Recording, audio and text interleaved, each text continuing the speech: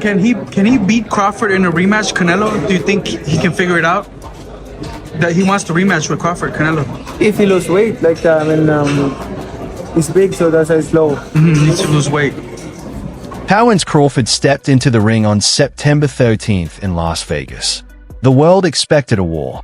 What we got instead was a masterclass that left the undisputed super middleweight king Canelo Alvarez looking like he was chasing a ghost. But while the critics are busy writing Canelo's obituary, one man has stepped forward with a blueprint for revenge. Manny Pacquiao, the only 8-division world champion in history, has broken his silence. He isn't just offering generic advice. He has pinpointed the exact fatal flaw in Canelo's game plan and revealed the only way the Mexican superstar can flip the script in a rematch. It's a strategy that requires Canelo to do something he hates. Admit he was wrong. To understand the solution, we first have to dissect the problem. And Pacquiao didn't pull any punches in his assessment. The legendary fighter identified a massive strategic error that doomed Canelo before the first bell even rang. Canelo Alvarez walked into that ring trying to prove he was the superior boxer. He tried to match Crawford's chess moves, trading jabs and looking for counterpunching opportunities in the center of the ring. According to Pacquiao, this was suicide. Pacquiao made it clear that if Canelo tries to outbox Terence Crawford, a man whose entire legacy is built on speed, switch-hitting IQ, and technical perfection, he will lose every single time. We saw this play out over 12 painful rounds where Crawford peppered Canelo with shots and vanished before the return fire could land. It wasn't just a loss, it was a tactical dismantle. God, it makes me horny! Yeah, baby! To tell you I told you so. I told you! I predicted the Canelo Crawford fight like a goddamn fortune teller. You're the Oracle? Canelo's feet were cemented on the canvas as he was hitting air. The f was that? Props to Crawford. Thank you. He came up 3 weight classes and fought a beautiful fight. Good job. What a great performance. Did you get what you was looking for? Like taking candy from a baby. My candy! He just played with Canelo, made him look silly. And before you start with your about Canelo being old, just know that Crawford is older. I'm too old. That's not an excuse here. Look, I promoted Canelo's entire career. Put some respect on it. And it was a huge fluff. How do you like them, man? The only real fighters he's faced were Mayweather, Bivol, and Crawford. And they all toyed with him. Brings us to the psychological hurdle that Pacquiao believes is holding Canelo back. It's the ego trap. For years, Canelo has prided himself on being the pound-for-pound best, not just because of his power but because of his skill. He wants to be seen as a master technician. But Pacquiao's insight cuts deep. That pride is now his biggest weakness. Pacquiao warned that if Canelo approaches the fight thinking, "I'm the man. I can box. I can outskill him," he is playing right into Crawford's hands. Crawford feeds on traditional boxers. He dissects them. Pacquiao's message is stark. Canelo needs to stop trying to win a boxing match and start trying to win a fight. To motivate us to want to see the rematch, because they could do the rematch, and he could beat Crawford in the rematch if he makes some changes. Would you recommend him to do a rematch? I would, but if he does some changes, if he goes with the same, see, comes to a point where, I've had long conversations with Eddie and also I've called him, because I don't know if you remember, one of my carniceros used to live with him. Yes. When they were living illegally here in the United States, working up northern by Salinas. So I'm telling you, I've had conversations with them, but they both need to make a change because I think they both got too comfortable. Too much money, you just get comfortable. They thought the fight was, you're fighting a smaller guy. Every time you talk to Canelo, I'm not going to lose. Nope, I'm not going to lose. I'm going to win. There's no way I'm going to lose. People would ask me, well, what if you lose? Nope, I'm not going to lose. Too confident, too sure. And I think Eddie might have had the same problem, thinking that probably too. Well, he did look bad against Madrimov, so you would understand that. That's why too, yeah, but But he looked great this fight. He looked great. Great, man. And he finished strong. And I like it. He gave me the middle finger at the press conference afterwards. I laughed. We see that picture. And Yeah. what did Peter say? I'll bet you that was Borelli. Yup, it was. Was it? And I laughed. It was. And then you know what I told him? Canelo won. They got mad. Robert, it was a close fight. It was a close fight. We love you, but you gotta fucking be real too. It was a close fight. No, it was not close. Why did you give him every close round? There was no close round. There One, was no two, three, fucking fight. four. There was no close. It was not a close fight, Eddie. The first. So what is the only way to beat a technician like Crawford? Pacquiao's prescription is simple but brutal. Aggressive imposition of will. Canelo has to remember that he is a naturally larger man. The strategy shouldn't be about slipping punches or finding the perfect counter. It should be about overwhelming force. Pacquiao stated that Canelo must use his size, power, and aggression to break Crawford's rhythm. He needs to walk through the fire, eat a shot to give a shot, and physically bully the smaller man. The moment Canelo stops moving forward or pauses to think, he gives Crawford the space to take over. The only path to victory is to turn the ring into a phone booth and make it an ugly, physical brawl where Crawford's speed is neutralized by pure mass and violence. He dropped me with a right hook. Yeah, look, I wasn't hurt. However, in a fight, that would have been called a knockdown, right? So that goes to show you, man, you know, that's the internal, you know, things that happen inside camp that nobody talk about. This is that old school, you know what I'm saying? Old school. You ain't never heard Crawford talk about, oh, I dropped him. You know, you ain't never heard me talk about it, right? You know, we don't talk about that. All I did was just give Crawford props because if you can see, you know, you got eyes and you can see how talented this man was. You know, y'all wonder why I was so high on him. It's because I know what I was. See, at the time, I was a former unified world champion before the WBC stripped me. Anyways, that's not even here or there. But I was going up against Devin Alexander to unify the titles again at 140. And Crawford came in, you know, last minute to help me out, to sharpen me up, because I think it was like a few weeks later, that's when I fought Devin.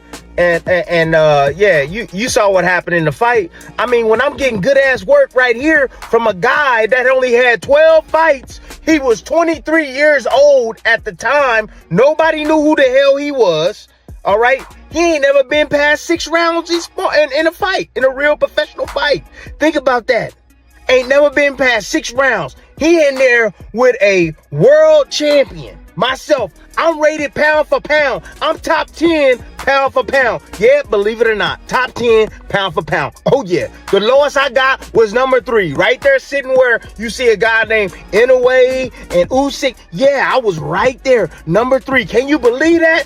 However, there's a massive catch to this bully strategy, and it's something Pacquiao spotted months before the first fight even happened. You can't be a bully if you can't catch your victim. In a revealing interview with Fight Hub TV back in May, Pacquiao advised Crawford to focus entirely on speed when moving up in weight, warning that power diminishes if you sacrifice velocity. Canelo, Crawford, covered up September. Canelo Crawford coming up September. What do you think about that fight?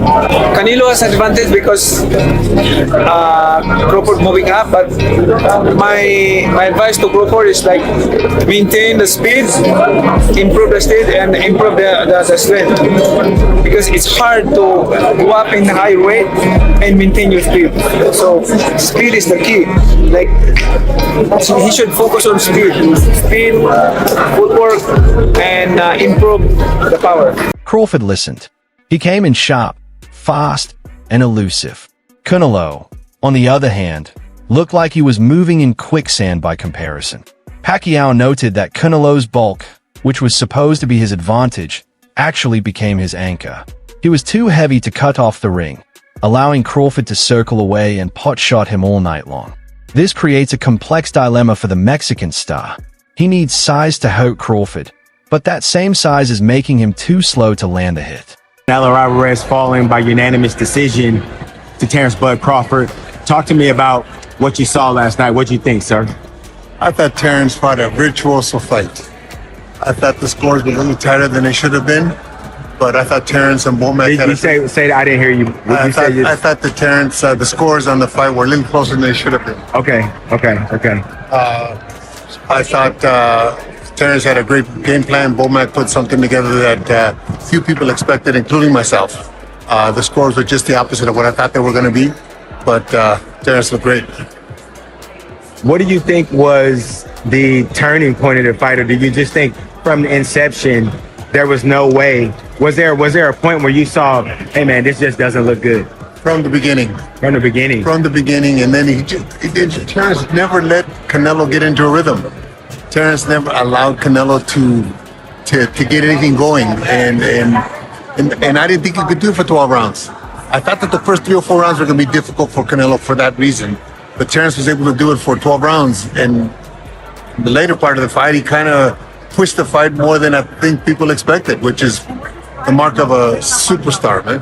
Abel, starting in the 8th round, we saw noticeable frustration and irritation from Canelo Alvarez. And at one point, 11th and 12th, he looked like he almost walked away, like he almost decided this is too much. So you remember the Hagler, I'm sorry, Duran. The Duran. I was thinking that. Fight? I was thinking that. I didn't want to disrespect Champ by asking him that post-fight, but those were the images that came to my mind. I was going to ask him if he understood more of Duran's plight that night. Yeah, you can kind of. Duran had a reason supposedly because he had stomach problems or something like that. But right, he said he ate 2 steaks and drank a pot of coffee in New Orleans. Sometimes frustration causes you to say things that maybe were not true. You know, Terence just fought a great fight, man. You can't. Virtuoso fight, the kind of fight that we're not going to see for a while, and there's nobody out there that can give Terence that kind of test again. And when you have a great fighter that has put up another great fighter, and it happens like this, is you just have to bow your head and This leads to the most controversial part of Pacquiao's analysis for the potential rematch. In a conversation with Fight Hype after the fight, Pacquiao contradicted the typical get bigger advice. He explicitly stated that Canelo was not in top condition because he was simply too big. His direct quote was telling, if he loses weight, he might win. Like, I mean, he's big, so that's slow. Eddie Reynoso, longtime friend, trainer, and manager of Canelo, he let it be known then that Canelo Alvarez will not fight on Cinco de Mayo, May 5th or whatever day it lies on, May 4th, 3rd of 2026. Instead, he is going to try to fight in September, and he's pursuing Terence. Pacquiao believes that Canelo has become too enamored with bulk, sacrificing the explosive snap that used to make him dangerous. To beat Crawford in the rematch next September, Pacquiao is suggesting a radical physiological change. Canelo needs to trim down, shed the heavy muscle armor, and reclaim his hand speed. It's a risky move, getting smaller against a guy who just beat you up. But Pacquiao insists it's the only way to close the distance. Terence Crawford and Canelo Alvarez is the rematch. Because where does Canelo go from here now? He's got a guy stepping up from welterweight, serving him up a bit of a whooping, because that's what it was. And now he's got, like, where does he go? He can't really compete up at light heavyweight because Bivol's done him. Benavidez has gone up to there now, and I don't think that's a fight he's going to fancy. I feel like a lot of people are saying he swerved that Benavidez fight, so I don't think he's going to want to go up to light heavyweight and fight him. So it's like the only sensible option, or the only real option, is the rematch. And that's the same for Terence Crawford. Terence Crawford's now 168 pounds. Who does he fight? Who does he go for next? It's difficult. There's no other real big names. I mean, there's a kid in England called Hamza Shiraz who's tapping on the door for something big. And I had a chat with him yesterday, and he's talking about the Canelo fight, and he'd take that. But realistically, is Canelo Alvarez or Terence Crawford going to want to jump in with Hamza Shiraz? I mean, Shiraz has got a great future ahead of him. I think he's going to do really well. But he's not in that mix, is he? If he gets an opportunity, go for it. Don't think Crawford would be interested. Canelo, it does nothing for him. So these two, really, the only fight for him is the rematch. For me, it's the only real, feasible option that I could see where I'd say, yeah, you know what? This is a fight where the fans may or may not get hold of it. But for me, I don't even want to see it. Terence Crawford dominated that fight so much. And I know it was a little bit nip-tuck at times, but when you look at the art of pugilism and the skill set that came from Terence Crawford and the way he dismantled, dissected, and beat him at his own game towards the end, took Canelo on and beat him at his own game. Terence Crawford it was an easy night's work for him, dare I say, an easy night's work against Canelo Alvarez. And I don't want to rain on this parade, but Canelo is definitely past his best. Canelo's longtime coach and manager, Eddie Reynoso, has indicated that they are targeting next September for the return bout. That gives Team Canelo roughly 9 months to completely overhaul their fighter's body and mind. They aren't just preparing for a fight, they are preparing for a resurrection. The loss on September 13th stripped Canelo of his undisputed super middleweight belts. But more importantly, it shattered his aura of invincibility. If they rush into a rematch without heeding Pacquiao's warning, if Canelo shows up heavy, slow, and stubborn again, we aren't just looking at another loss. We are looking at the end of an era. With number one, he did get elbow surgery on his lead elbow. This was on October 25th. Apparently also had a new child. So congrats to Canelo on the new baby. But he also had the elbow surgery. He is now, I guess, rehabbing that. 4 to 6 weeks for him to resume training. So it's not getting in the way of something in 2026. But what I realistically think Canelo could and should and would do differently for this fight is he would have to fight Terence Crawford like he fought Sergey Kovalev at 175. That's genuinely what he would have to do. He'd have to be lighter on his feet, he'd have to throw more combinations, and he'd have to be quicker with his hands, as he was in that fight. And I'm not saying that he changes everything about himself. Canelo had success in moments with Bud Crawford, but that's what he would have to do, and some, right? He would have to be able to add layers to his game and not be so flat-footed. And if he's going to combination punch, he's got to do so in the fire with Terence Crawford, which going into the first fight, I didn't think Terence Crawford was going to have as much success with his combination punching because he'd have to be in front of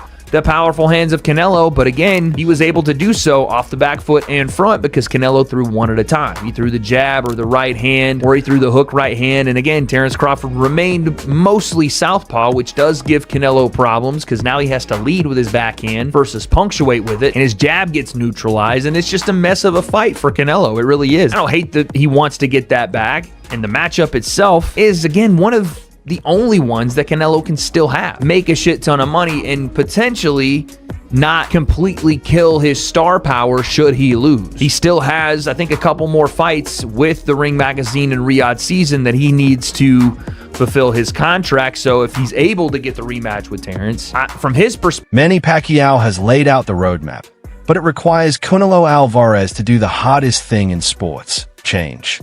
He has to admit that his current version isn't good enough. He has to choose between his ego, which tells him he can outbox anyone, and his legacy, which demands a win by any means necessary. The blueprint is there. Drop the weight, ditch the chess match, and bring the war. But as we look toward next September, the real question isn't whether Canelo can beat Crawford. It's whether he is willing to become the fighter Pacquiao says he needs to be.